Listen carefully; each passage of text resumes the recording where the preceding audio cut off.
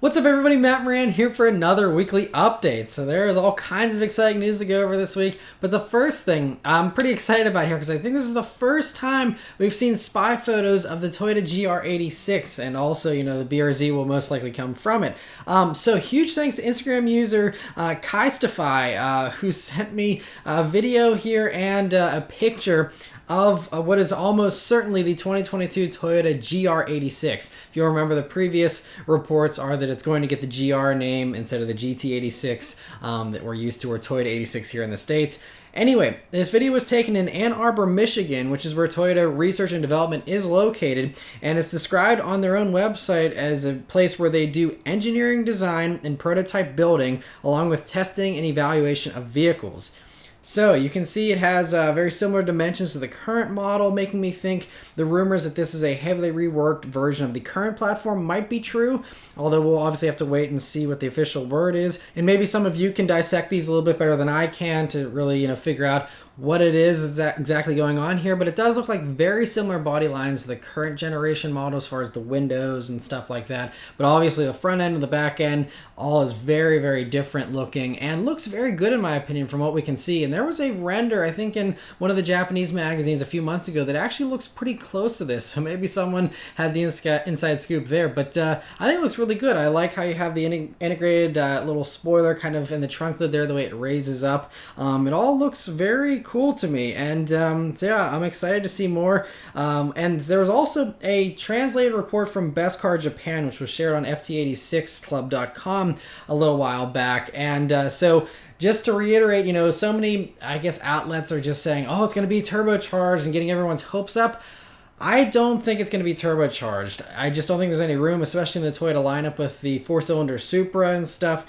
I think the much safer bet is what Best Car Japan's report here is saying. It was very detailed, which makes me think it might be legit, but maybe they're just making up every single number. There's a whole list of them.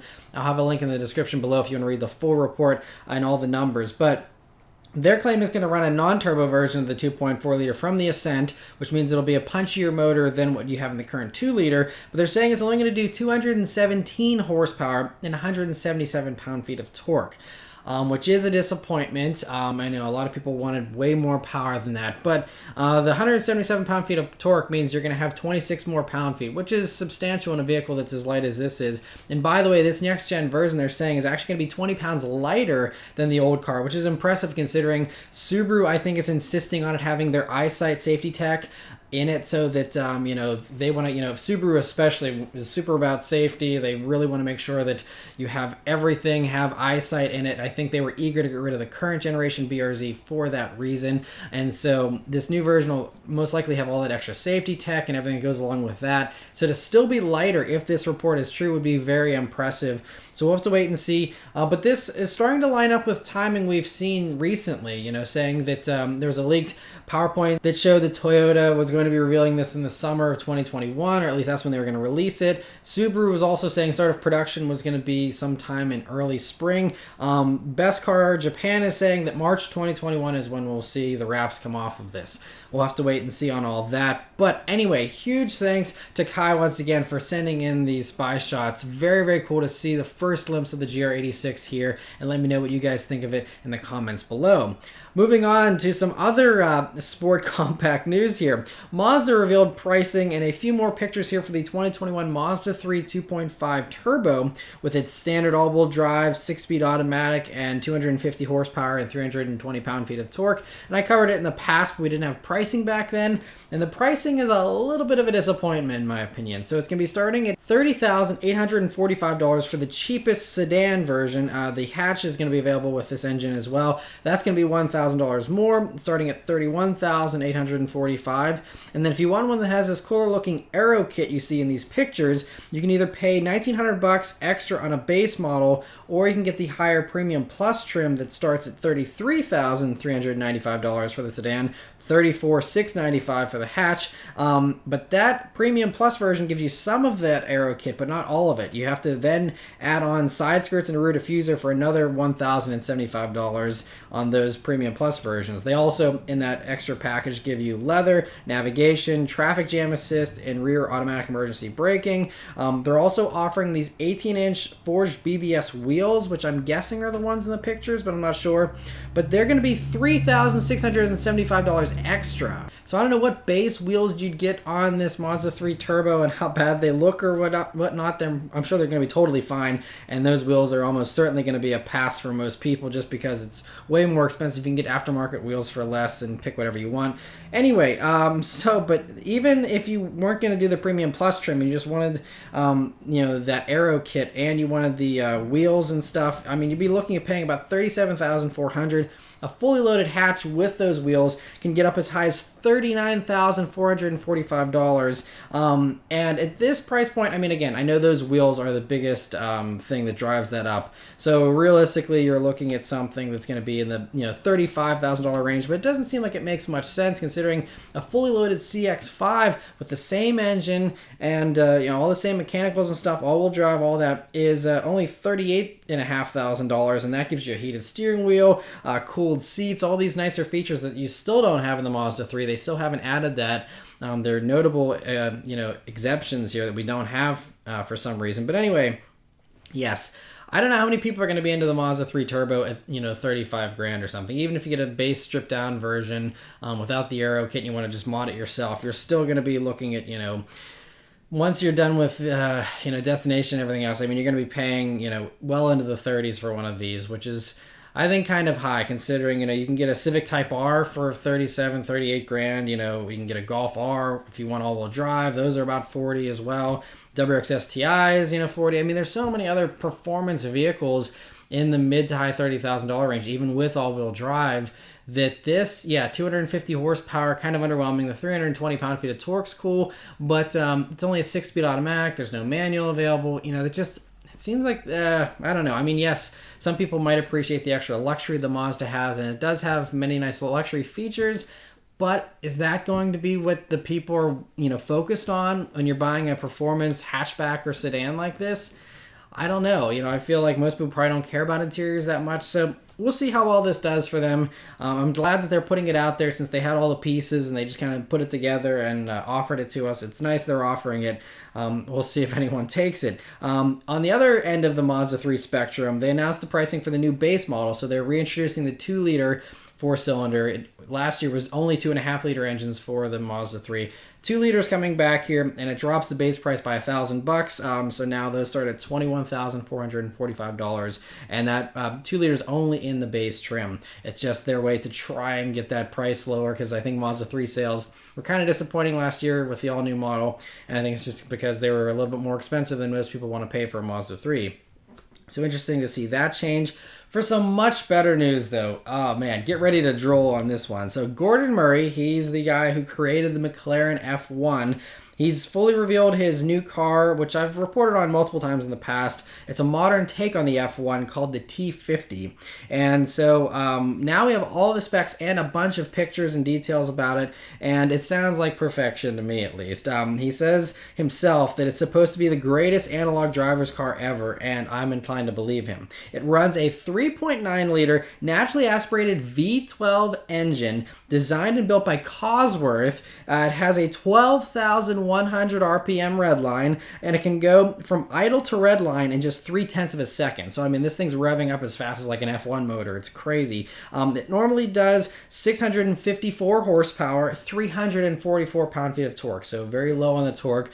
But, it's one of these engines, you're supposed to ring it out. You're not going to have tons of torque in motors like this, but still should be plenty fast because it's about the size of a Porsche Boxster, and it's all carbon fiber, and so it weighs just 2,174 pounds. I'm assuming that's a dry weight, maybe a little bit heavier with the curb weight, but still 2,174 pounds. That is far and away even lighter than a Miata. with a V12 engine, but it gets better. Just continue on here. It has a roof scoop here that has panels that can direct induction sound inside of the car somehow. It runs all that mechanical gloriousness through a 6-speed manual transmission, and it's rear-wheel drive only. No crazy electronics going on as far as all that stuff goes. Other awesome stuff here is there's this fan you can see in the back of the car that pulls air through the various ducts to increase downforce or reduce drag depending on the conditions and what the car needs to do. And there's also a VMAX boost mode where that little electric fan can be powered by the 48-volt electrical system for short periods, which reduces the drain on the engine and allows the engine to actually do 690 horsepower for those brief sprints. And steering is power assisted at low speeds, but goes away completely at higher speeds. So you have manual steering once you're up and you're not parking it, essentially. So that's going to feel glorious. He says, the steering feels really, really good, obviously, with manual steering. Other things, though, is that it has massive brakes, to slow everything down, so it's well-rounded, of course. But the suspension is pretty simple. It's just normal dampers, nothing high-tech or anything. I don't even know if it's an adaptive suspension. I think it's just a normal suspension setup. They just set up well. So the interior is also like a modern McLaren F1, but it's not very bare bones, even though it might look it. You have a center driving position like the F1 with one small passenger seat on each side of the driver. There's an analog tack with digital screens on each side of it, but it still has a 700-watt 10-speaker stereo and Apple CarPlay and Android Auto, which is cool that it has all that. Only 100 of these cars are going to be built, though. Production begins in January 2022, and they'll be about $3.08 million each. If there was ever a reason to play the lottery, this is it. Because according to Autoblog, they aren't sold out just yet. So you might be able to snatch up one of the last few. And supposedly they are going to be coming to the States as well as, various other areas of the world. So there's still time. You could place an order if you happen to have $3 million laying around and have impeccable taste. I think going for one of these would be a very good bet. Man, oh man, that is new dream car status for me right there. So very awesome to see that. Cadillac has revealed their new Lyriq electric crossover, but the car you're seeing here is only 85% production ready, they say, and it won't be available to buy until the end of 2022. So we still got, a couple of years to wait here, but it looks really cool. The taillights extending into the C-pillar are especially unique, and I think the whole thing, though, from every angle looks really cool. Lots of LED lighting on the exterior, the car greets you as you walk up to it.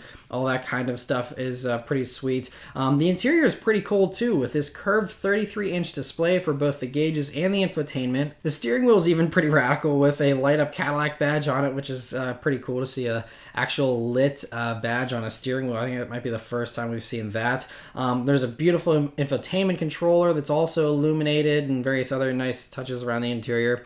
There's also a very advanced heads-up display, and it has the next generation version of Super Cruise for hands-free highway driving, auto lane changes, all that kind of stuff. It also is going to be able to do supervised remote parking, they say, and Cadillac plans to continue updating the tech through over-the-air updates. But basically, while you're not in the vehicle, you can still be watching it and have it, parallel or perpendicular park itself, which is kind of cool.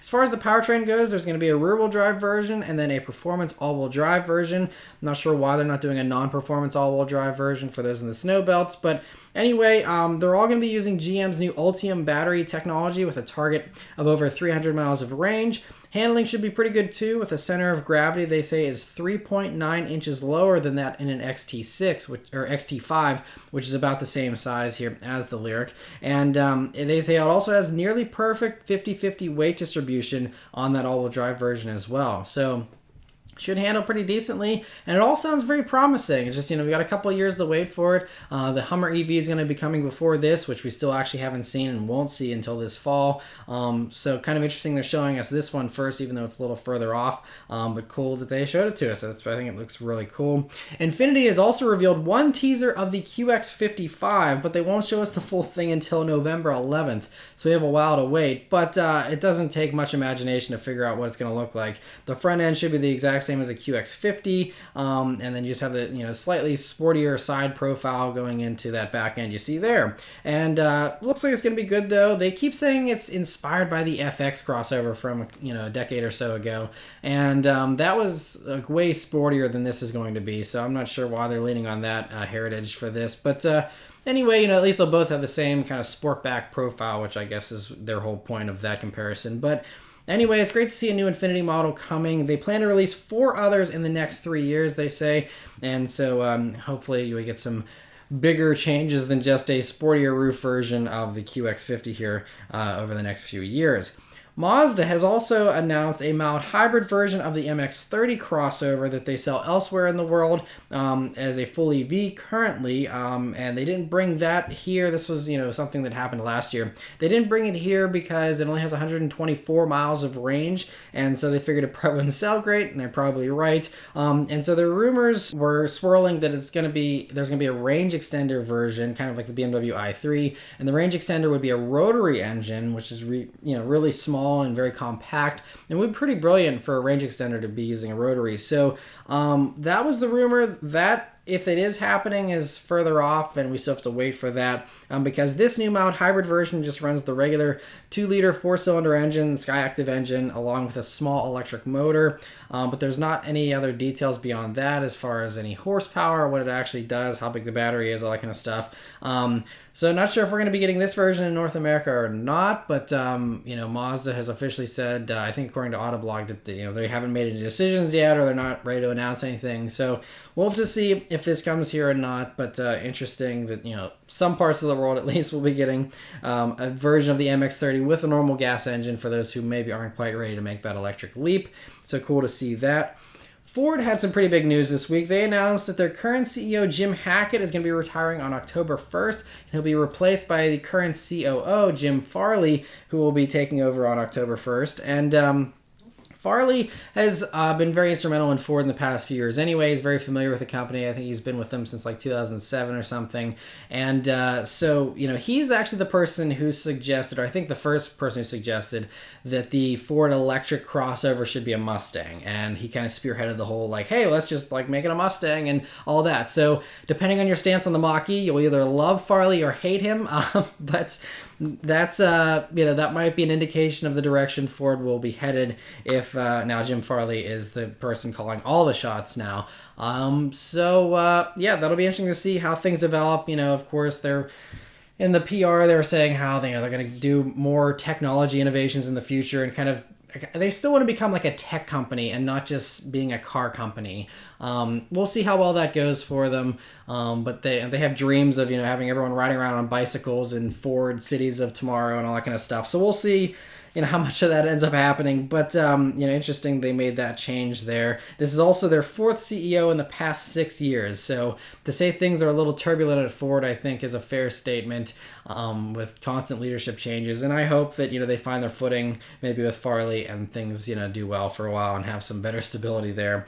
But anyway, interesting to hear that. In some other Ford news, though, production of the Fusion has officially ended this week, and so it was supposed to end like a week or two ago, but COVID pushed it back a little bit, so now it has just ended. And so the plant in Mexico that was building them is now going to be retooled to start building the new Bronco Sport by September, which is a pretty quick turnaround. And so it's a shame, though, that they're killing off the Fusion, because I always thought it was a very competitive mid-sized family sedan. It drove really nice. I thought it looked great. And, it was pretty impressive. I had one as a rental car for a week once, actually for 2 weeks over 2 different occasions, and also reviewed a couple of them in the past. I thought they were always, really nice driving vehicles. I actually preferred the turbo 4-cylinder because the Fusion Sport with the EcoBoost V6 in it was way heavier feeling, was not as sporty as the Sport name suggested. I was kind of disappointed by that one, but the regular versions I thought were really nice, and so kind of a bummer the Fusion's going away. And aside from the Mustang, Ford is now entirely SUVs and trucks. which is pretty crazy. We'll see how it does for them. Hopefully gas stays cheap for their sake. Anyway, the next story here. CarBuzz this week has discovered that Honda has trademarked the CRZ name again. So you might remember the CRZ was discontinued back in 2016. I actually reviewed one in my early days of reviewing and was a little underwhelmed by how slow it was, but was still a cool little vehicle. And so why they're trademarking it again, it could be they're just wanting to protect the name, but most likely they might be using it for something new if they actually have an interest in the name again, to trademark it and stuff. And so there's various different ways this could go. We just had the news a couple of weeks ago that the Civic Coupe has been officially killed off and won't be returning most likely. And so maybe the CRZ will be, the new coupe car replacement, for this Honda lineup. Could be something like that. Also, it could even use that, or it could be some type of, two-door version of the Insight, for example, since that's what the CRZ originally was, a hybrid type setup. Maybe this just be like a coupe version of the Insight. We'll have to wait and see. Also, though, with the way everything's just going to SUVs and crossovers these days, we do know that Honda just recently actually trademarked Trail Sport as a name, and now with the CRZ name, maybe they're potentially shopping around new names for like the HRV, or if there's going to be some new crossover, because you have the CRV and the CRZ really kind of makes sense as another SUV in the CR lineup if they're going to kind of go further down that road. So I could potentially see it very easily being, either something larger or smaller than the CRV, or a variation of the CRV potentially even, a sportier version, a coupe version, or a more rugged version, something, who knows. But it sounds like there's some interesting developments happening behind the scenes at Honda, and hopefully we find out what's going on here sometime relatively soon, but interesting to hear that. And the last story this week is a story that, at least to me, is really cool. So there's a Chicago man named Brian Murphy who put 1 million miles on his 2007 Nissan Frontier. And as a thank you, Nissan gave him a brand new 2020 Frontier, which hilariously looks identical to his old truck from 13 years ago. And so the 2020 model year does have the brand new engine, the 3.8 liter V6 that will be used in the next-gen Frontier next year. And it also gets the new 9-speed automatic. It's definitely an improved truck. It's just the exterior and interior are basically the same. Anyway, Brian's 2007 model was pretty impressive, though. It was the more basic 4-cylinder version with a 5-speed manual. So if you're looking for the most reliable Frontier, that might be the combo to get. And after 1 million miles, it still has its original engine and its original transmission. The original clutch only needed to be replaced at 801,000 miles. He went 800,000 miles on a clutch. Unheard of, in my opinion. He must be very, very good at driving a stick. The timing chain was swapped at 700,000 miles, and the radiator and alternator were replaced at 450,000 miles. Those are the only things that's needed, though, aside from, I'm sure it needed spark plugs and basic stuff like that, but as far as big things go, that's it. And otherwise, it was totally fine. And so Nissan's taking the truck back to its factory in Tennessee. I'm sure they're going to analyze it and then probably put it on display or whatever. It joins a few vehicles, though, that have, in the past couple of years have crossed 1 million miles. There was the Toyota Tundra, was one of the first to really publicize that. Another delivery driver who drove that 1 million miles. And there was also another delivery driver in a Hyundai Elantra, I think last year, that put 1 million miles on her Elantra. And so it's very cool to see people that do these things. It's amazing to me people can drive 1 million miles, and Brian especially. 1 million miles in a manual transmission, no less. And he's a delivery driver in Chicago, so chances are he's seen a decent amount of traffic, all that kind of stuff. And that's also makes the original clutch lasting 800,000 miles even more amazing. If he was sitting in Chicago traffic with that clutch, it's very, very awesome, and should inspire all of us who want to daily drive a manual. If he can do it for 1 million miles in a Frontier, we can all handle a manual transmission, I think, just fine. So that's awesome. And I know also, one last thing I want to add, lots of people love to hate on Nissan reliability, and especially Nissan CVT reliability, which is totally understandable. There's lots of issues in the past with them. But this proves that at least a 4-cylinder Frontier with a manual transmission can be extremely reliable. And Nissan, does make some pretty high-quality stuff, or at least they did back in 2007. And so it's very impressive, and Yeah, that's just really, really cool to see people put 1,000,000 miles on their vehicle. It's I think he did like 77,000 miles a year or something. I'm jealous of all the driving he did. I need to find a job like that where I can drive that much because I want to put more miles on the Bullet and I never have a chance to. So that is awesome. But anyway, that's it for all the news this week. Let me know your thoughts and everything in the comments below. Thank you guys very much for watching. I hope you continue to stay safe and healthy. And I'll see you guys in the next one. Take care.